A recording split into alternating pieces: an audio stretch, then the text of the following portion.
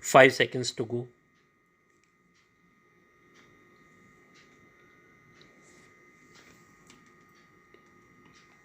Start.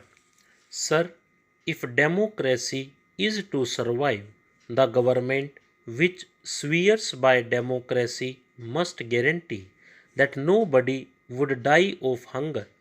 If this is not guaranteed, and if this hope is not kindled in the hearts of millions of our people, our democracy would be meaningless.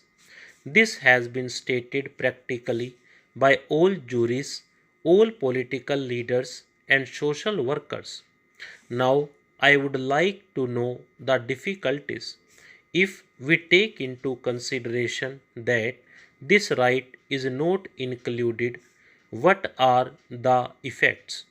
When I was speaking over the resolution moved by my esteemed colleague regarding northeastern situation, I made a mention that the time had come when you should provide work to the people or allowance if the work could not be given. At that time, the Honorable Minister had said that this was a matter which concerned the Law Ministry. Therefore, I would like to invite the attention of the Law Minister again on this particular point. There is a problem of law and order in this country. The crime is on the increase. There is dissatisfaction everywhere. There is unrest amongst the students.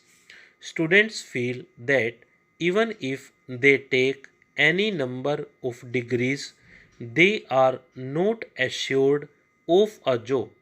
We all know that with 90% marks, they do not get admission even in medical and engineering colleges.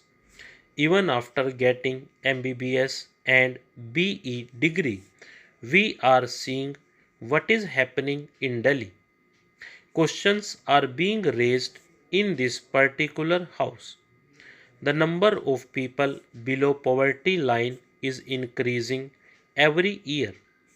If we see this particular data, I think a time has reached when we must introspect and find out the reasons for the same.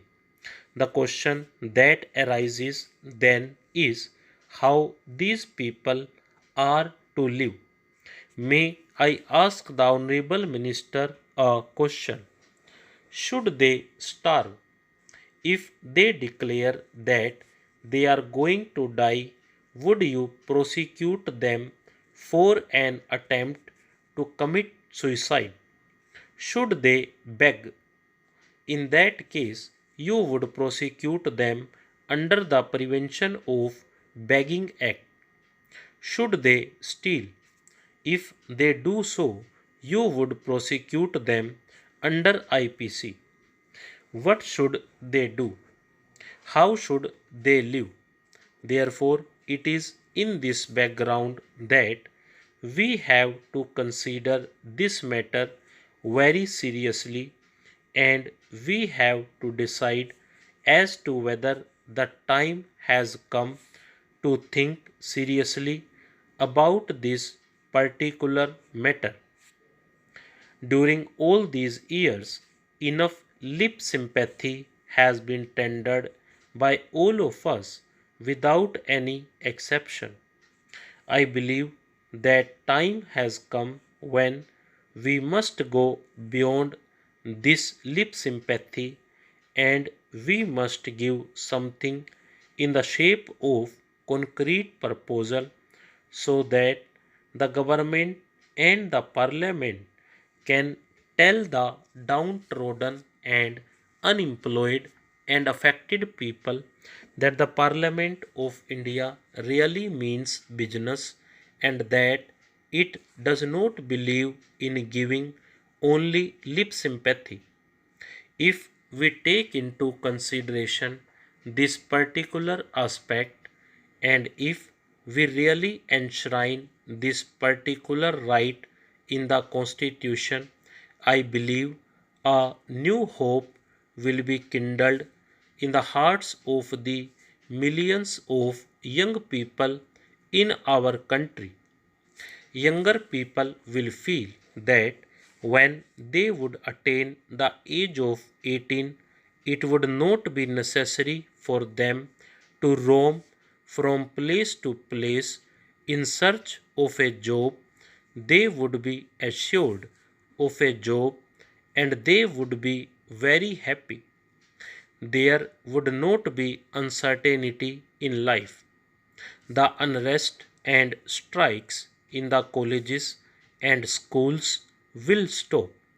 The problem of students' unrest cannot be solved if we guarantee them this particular right of work, for which I have made a humble attempt through this particular bill to be included under Article 19. We see in big cities they track in thousands and thousands of people from the villages in search of jobs. The position in my district is that every month money orders worth rupees 180 crores are received from Mumbai from the Ratnagiri citizens living in Mumbai. There are no youngsters in the villages, only old persons live in the villages looking after agriculture. This is happening because we could not provide any work to people in the villages. When these people go to the metropolitan cities for work, do they get it? I am reminded of an old adage to which a reference was made by our Honorable Finance Minister, a very interesting adage which is applicable here. On a dark night and a dark room, people go in search of a black cat when in fact there is none. This is the position with reference to jobs in the metropolitan cities. Under these circumstances, I believe that we have to take into consideration this problem very seriously. Unemployment is growing everywhere. If we take into account the data, it is very serious problem which will become worse if we do not take some serious steps in time now. With these words, I conclude my speech for the need for providing employment to all young people in the country. Stop.